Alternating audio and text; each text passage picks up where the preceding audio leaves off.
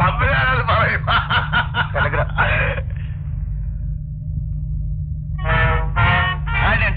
ബാക്കിൽ നിന്നും ആയുഷുണ്ട്. ബാബുവിനും ബീനയ്ക്കും എന്തെങ്കിലും പറ്റിയോ? പറ്റിയില്ല, പറ്റാൻ പോകുന്നേ ഉള്ളൂ. എന്താണ് ഉണ്ടായത്? ബാബു നമുക്കെതിരായി. ആ പെണ്ണിന്റെ തൊലിവെളുപ്പിൽ അവൻ മയങ്ങിക്കാണും. അങ്ങനെ മയങ്ങാൻ പാടില്ലല്ലോ. ഇനിയിപ്പോഴെന്ത് ചെയ്യും? ഒരാൾ തോക്ക് കാണിച്ച് ഭീഷണിപ്പെടുത്തി തേപ്പ് വാങ്ങിച്ചുകൊണ്ട് പോയിട്ടും എന്നെ ഇതുവരെ അറിയിക്കാത്തത്? ചന്ദ്രനെ കാണാൻ ഇങ്ങോട്ട് പോന്ന് കാണുമെന്നാ ഞാൻ വിചാരിച്ചത്. രാജേട്ടൻ വീട്ടിൽ നിന്ന് എന്നാ പോയത്? വെള്ളിയാഴ്ച.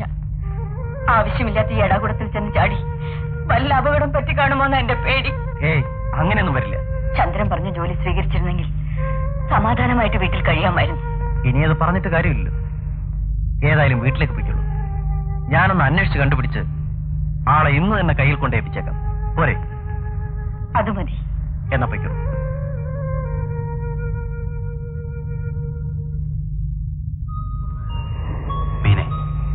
ഇനി ഇവിടെ കഴിയുന്നത് അപകടമാണ്. നിന്റെ ശവം കാണാൻ ഒരു പെൺപുലി തിടുക്കം കൂട്ടുന്നു. ആയിഷു, പേടിക്കണ്ട. ഞാൻ ഇവിടെ ഉള്ളിടത്തോളം കാലം നിന്നെ ആർക്കും ഒന്നും ചെയ്യാൻ സാധ്യമല്ല. നീനൊരു കാര്യം ചെയ്യും, സാധനങ്ങളെല്ലാം എടുത്ത് കടൽ തീരത്തേക്ക് വന്നോളൂ. ഞാൻ ഒരു ബോട്ട് ഏർപ്പെടുത്തിട്ട് വരാം.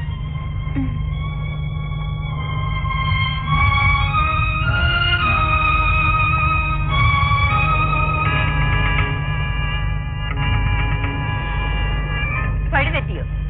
മനസ്സിലായില്ല. എനിക്ക് മനസ്സിലായി. നോക്കൂ, നമ്മൾ മാത്രം ഒരു തോണിയിൽ സഞ്ചരിക്കേണ്ടവരാണ്. മറ്റൊരാളെ അതിൽ കയറ്റാൻ ഞാൻ സമ്മതിക്കില്ല. അവളൊരു പാവം അനാഥയായ ഒരു കുഞ്ഞിന്റെ അമ്മയാണ്. ഈ ദയ എന്ന് മുതലുണ്ടായി? എന്താ കശാപ്പ് ചെയ്യാൻ ബുദ്ധിമുട്ടുണ്ടോ? എങ്കിൽ ഞാൻ അലി ഏർപ്പാട് ചെയ്യാം. നമ്മൾ പല വിളക്കുകൾ ഊതിക്കെടുത്തി. ഇനി വയ്യ.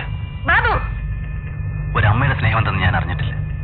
ഒരു കുഞ്ഞിനെ അതിന്റെ അമ്മയുടെ അടുത്തെത്തിക്കുന്ന നല്ല കാര്യങ്ങൾ ഞാൻ ചെയ്തോട്ടെ, പ്ലീസ്.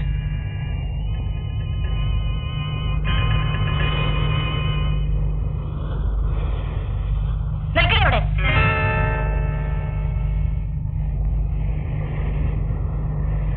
എങ്ങോട്ടാ? അറിഞ്ഞിട്ടെന്ത് വേണം?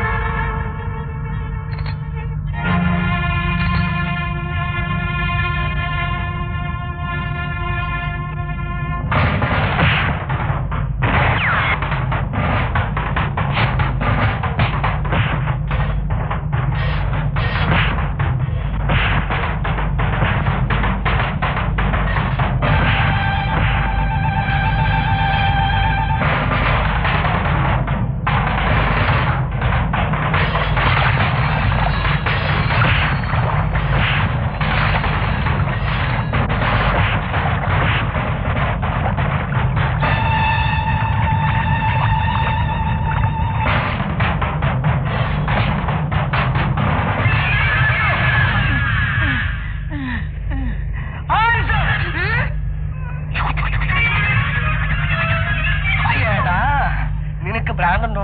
ഉണ്ട്. പട്ടാളത്തിൽ നിന്ന് കിട്ടിയതാ. ഒരുണ്ട കയറി. ഇത് മാറത്തില്ല. അടുത്ത യുദ്ധം വന്നാലേ മാറത്തുള്ളൂ.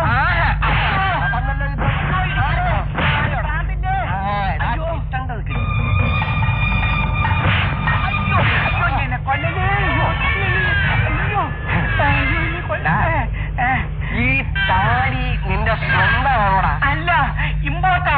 അപ്പൊ ഞാൻ നിന്നെ എക്സ്പോർട്ട് ചെയ്ത് തരാം. വാ, ഇങ്ങോട്ട് വാ, ഇങ്ങോട്ട് വാടാ. ഓ, ഇങ്ങോട്ട് വാടാ, ഇങ്ങോട്ട്. ഇങ്ങോട്ട് വാ, ഇങ്ങോട്ട് വാടാ.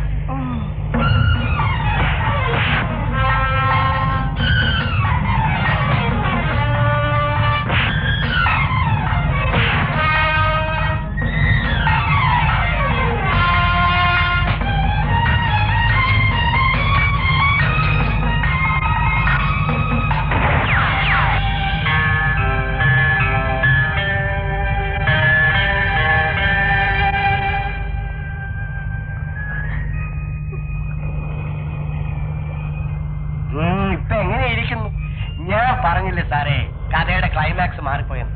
ആശാൻ എന്നോട് ക്ഷമിക്കണം. ആശാന്റെ അടുത്ത് നിന്നും അന്ന് ഒളിച്ചോടിപ്പോന്ന ഭാവമല്ല ഞാനിപ്പോ. അതുകൊണ്ട് തന്നെ നിന്നെ ഞാൻ ഒന്നും ചെയ്യുന്നില്ല. വരും.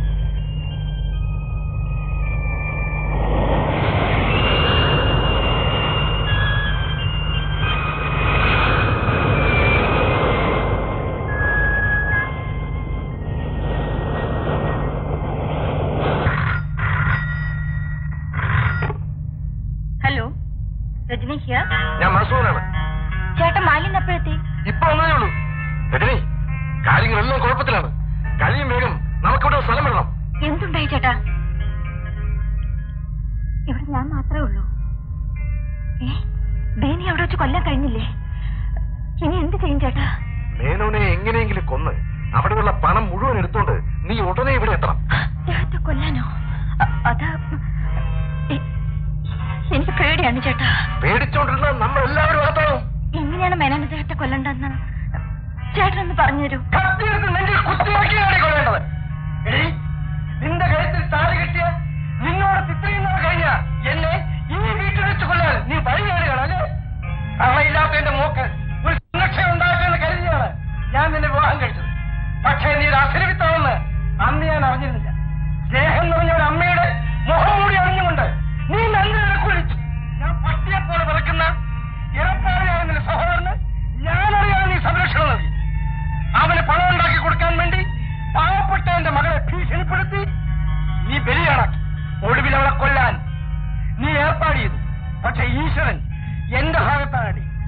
ഇതാ എല്ലാ വീടും കാണിച്ച് അവൾ എനിക്ക് കത്തെഴുതിയിട്ടുണ്ട്. നീ ഒരുക്കിയ കെണിയിൽ നീ തന്നെ അകപ്പെട്ടു.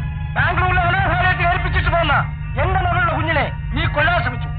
പക്ഷെ പെട്ടെന്നൊരു അപേക്ഷ അനുസരിച്ച് നീ അറിയാതെ ആ കുഞ്ഞിനെ അവർ ഇവിടുത്തെ അനാഥാലയത്തിൽ എത്തിച്ചു.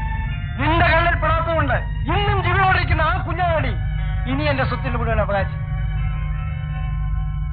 സാർ, അങ്ങാണോ ഗിരിജാവല്ലഭ മേനോൻ? അതെ, അങ്ങ് മേറ്ററിന് ഫോൺ ചെയ്തിരുന്നു. അതെ. ഇതാണ് സാർ മിനി, അങ്ങയുടെ മകളുടെ കുട്ടി. മിനി, ഇതാണ് മോളുടെ മുത്തച്ഛൻ. ചെല്ല്. മോളെ, മോളെ.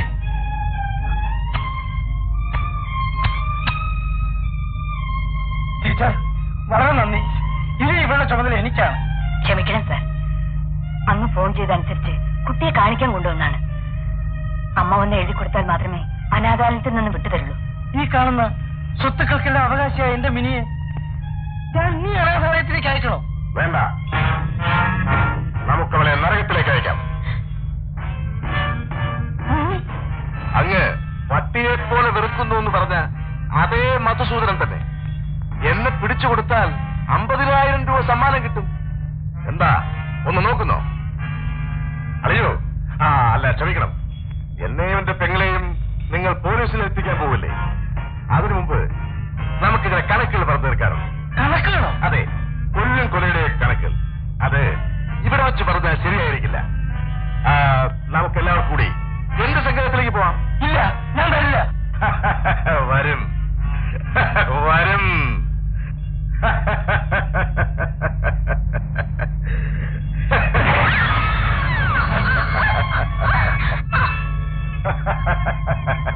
ഇവിടെ വിട്ടിട്ട്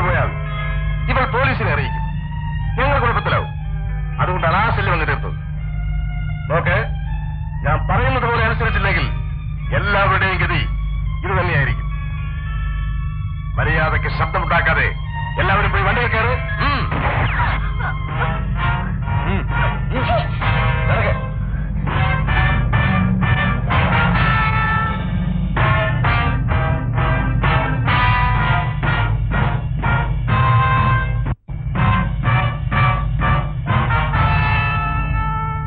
സാറേ, ജീവൻ എല്ലാവർക്കും വിലപ്പെട്ടതാണ്.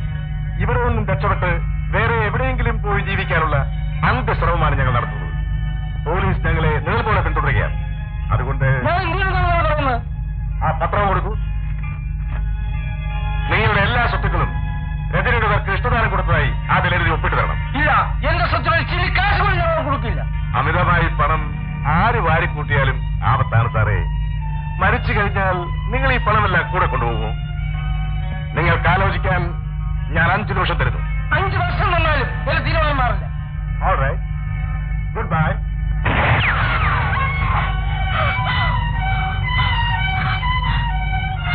മേനോ സാർ പോയ സ്ഥിതിക്ക് ഇനി ഈ കുഞ്ഞ് ജീവിച്ചിരിക്കുന്നത് അപകടമാണ്. കുഞ്ഞിനൊന്നും ചെയ്യരുത്. മാറി നിൽക്കണേ. ഇല്ല, എന്നെ കൊന്നതിന് ശേഷം